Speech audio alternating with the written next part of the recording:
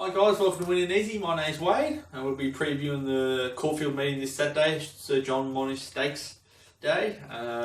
Some nice handy sprinters in that, a time-honoured race, and we're only a few weeks away from seeing some really good horses step out. As you know, the Spring Carnival comes around really quickly. There's not much gap between the winter and spring and all carnivals these days. It's a 12-month sport, and all the good horses will be back soon. Quickly, Wings, Chris Waller announced during the week that she'll have 3 runs in Sydney. There'll be the Warwick Stakes at Chelmsford and the Colgate Optic White Stakes, formerly known as the George Main Stakes. It's all good to have sponsors, but the George Main should remain the name George Main Stakes. Everyone knows it by that race, being won by many great champions, and Wings is trying to add her name to that. Then she'll go into the Cox Plate, I think. I think she'll might need another run. Whether she has a run at the Caulfield Stakes before the Cox Plate, who knows? But she does go good fresh as well, and she just does everything freakishly. So we can't wait to see her defend her crown on Cox Plate Day, which is only 100 days away. That's what I said, it's crazy. Last week was a pretty good week. We had a winner and multiple place getters. We just couldn't get that sort of big prize winner over the line. But overall, it was a good, satisfactory day. We finished even for the day, so set on the back of 3 or 4 really good weeks for Winning Easy. So it's a hard day tomorrow, I'm not going to lie. I'm not buzzing with confidence tomorrow, but we'll do our best. We'll just go through this as quickly as possible tonight by myself, and we're a bit short for time, so we'll go through this as quick as we can. Race 1, I like numbers 6, 10, 5, 3. The 6 is a nice 2-year-old, first up for the Kieran Maher stable. Improved big time from its first prep to the second prep, I believe, going by its jump outs and trials. I think it'll be hard to beat, so we'll go number 6 in the first around the $9 mark. Race 2 is a race for the 3-year-old fillies. Tough race, but I've ended up finding one here, nice odds, is number 8, Better Strike. Now the barrier number 14 could be the issue.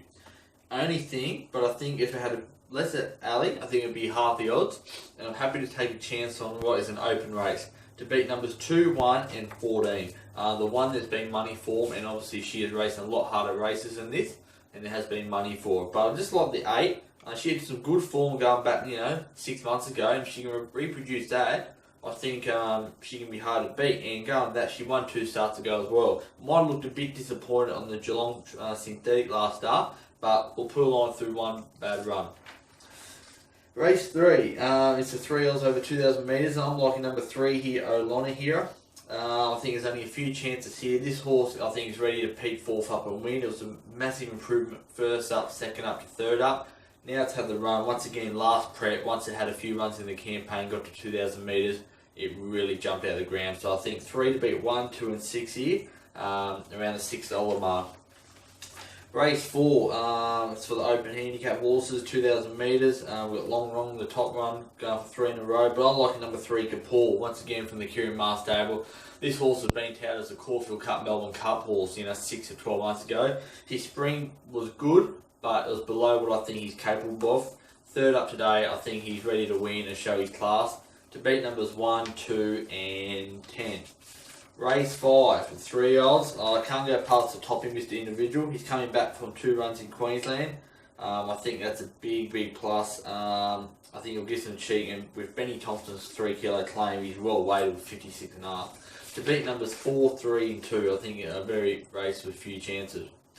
Race 7, race 6, skip a race. Race 6 is the 1,400 metres. This is for the Vobis horses, 4-year-olds plus. Great innovative, the Vobis scheme. Tongue twister today, it's been a long day, sorry about that.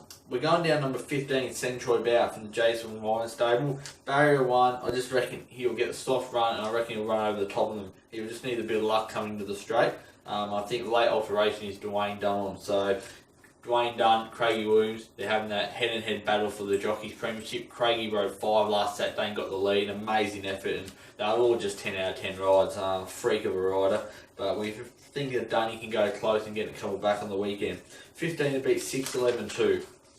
Race 7, another 1,400 metre race for the open handicap horses. I like number 8, Almond here. Second up for Darren Weir stable now. Craigie Williams on. His first up run was really good. I think he might have just come back better with Weary, and I think it'll be hard to beat. To beat numbers 4, 3, 2.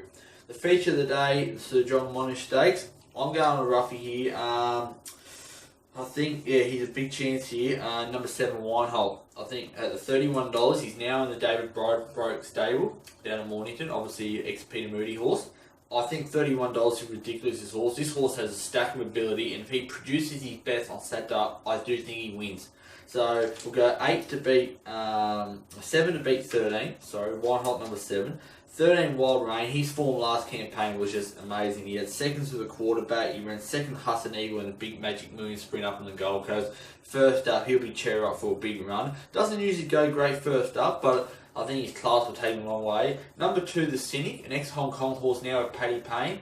These ex-Hong Kong horses really thrive after a couple runs in Australia, but don't discard him. I know he's a 6-year-old, but we saw what the morning winner during the week, Smart Volatility, done. Had the one run at Randwick, and then second up jumped out the ground at Randwick, and I think this horse is one similar. Both had top Hong Kong form.